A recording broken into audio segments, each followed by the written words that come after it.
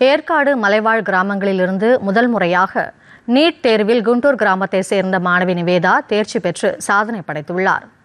தடைக்கற்களை படிக்கட்டுகளாக மாற்றிய மாணவி நிவேதாவின் கல்வி பயணத்தை விவரிக்கிறது இந்த செய்தி தொகுப்பு. கற்கை நன்றே பிச்சை புகினும் கற்கை நன்றே என்கிறார் அவை மூதாட்டி. எந்த ஒரு கடினமான சூழ்நிலையிலும் கல்வி கற்பதை நிறுத்திவிடக்கூடாது என்பதை வலியுறுத்தும் விதமாக அவை மூதாட்டி சொன்ன வரிகளை நிரூபித்து காட்டியிருக்கிறார் சேலம் மாவட்டம் ஏற்காடு மலைவாழ் கிராமத்தைச் சேர்ந்த மாணவி நிவேதா. சேலம் மாவட்ட சுற்றுலாத்தலமான ஏற்காட்டில் 65 மலை கிராமங்கள் உள்ளன. ஏற்காடு பிரதான பகுதியில் இருந்து 7 கிலோமீட்டர் பள்ளத்தாக்கில் உள்ளது எழில் கொஞ்சும் குண்டூர் கிராமம். சுற்றுலா பயணிகளின் கண்ணை கவரும் பசுமை போர்வை போர்த்தி நிற்கும் இந்த மலை கிராமத்தில் 1000க்கும் மேற்பட்ட மலைவாழ் மக்கள் வசித்து வருகின்றனர்.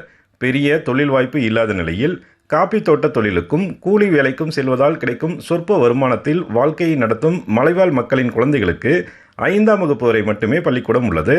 6ஆம் வகுப்பு முதல் கல்வி கற்க 7 கிலோமீட்டர் தூரத்தில் உள்ள ஏற்காட்டுக்கு சென்றுதான் படிக்க வேண்டும் என்பதால் பெண் குழந்தைகளின் கல்வி பயணம் சிறு வயதிலேயே முடிவுக்கு வந்து விடுகிறது. இதுபோன்ற பல தடைகளை தாண்டி ஏழுமலை மணிமேகலை தம்பதியின் மகள் நிவேதா சாதனை படைத்துள்ளார். நீட் தேர்வு நடைமுறை தொடங்கப்பட்ட பின்னர் ஏற்காடு மலைவாழ் கிராமங்களில் இருந்து இதுவரை யாரும் தேர்ச்சி பெறாத நிலையில் 245 மதிப்பெண்கள் பெற்று மாணவி நிவேதா முதல் முறையாக தேர்ச்சி பெற்று சாதனை படைத்துள்ளார். நீட் யாருமே இங்கே ஃபஸ்ட் டைம் எழுதலை, நான் தான் ஃபஸ்ட் டைம் எழுதி பாஸ் ஆகியிருக்கேன்.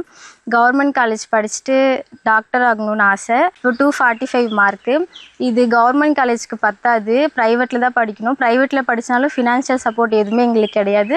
எங்கள் வீடே மழை வந்தால் ஒழுகிற அளவுக்கு அப்படி தான் இருக்குது. ஃபினான்ஷியல் சப்போர்ட் கிடைச்சாங்கன்னா நான் படிச்சுட்டு நல்ல ஒர்க் பண்ணுவேன். மாணவி நிவேதா 10ஆம் வகுப்பு வரை அரசு பள்ளியிலும் 11 மற்றும் 12ஆம் வகுப்பு அரசு உதவி பெறும் பள்ளியிலும் பயின்றுள்ளார். இதனால் அரசு பள்ளி மாணவியருக்கான 7.5% இடஒதுக்கீட்டு பிரிவில் மாணவி நிவேதா இடம்பெறவில்லை. அரசு கல்லூரி மற்றும் தனியார் மருத்துவக் கல்லூரியில் இடம் கிடைத்தாலும் கூலி தொழிலாளர்களான தங்களால் மருத்துவ கல்வி பயில வைக்கும் அளவிற்கு பொருளாதார சூழல் இல்லாத நிலையில் அரசு உதவி செய்ய வேண்டும் என மாணவியின் பெற்றோர் கோரிக்கை விடுத்துள்ளனர். எங்கள் மலைவாழ் மக்களில் யாருமே டாக்டர் கிடையாது. ஒரு டிகிரி வாங்கினே ரொம்ப கஷ்டப்படுவோம். அதனால் எனக்கு ஒரு சின்ன ஆசை, பாப்பாவும் ஒரு டாக்டர் ஆக்கணும் அப்படின்ற ஒரு ஆசை. அதனால தான் நான் நீட் எழுதி வச்சேன். இப்போ நீட்டில் 245 மார்க் வாங்கியிருக்காங்க. அதனால தான் கவர்மெண்ட் காலேஜ்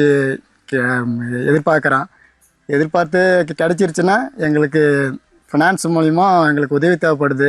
எங்கள் ஊரில் ஹாஸ்பிட்டல் வசதி, ஸ்கூல் வசதி எதுவுமே இல்லை. இங்கே எங்கே போனால் ஏற்காடுன்னு இருக்கிறான். ஏற்காடு போனால் தான் இங்கேருந்து அதுக்கு பஸ்ஸு கிடைக்காது.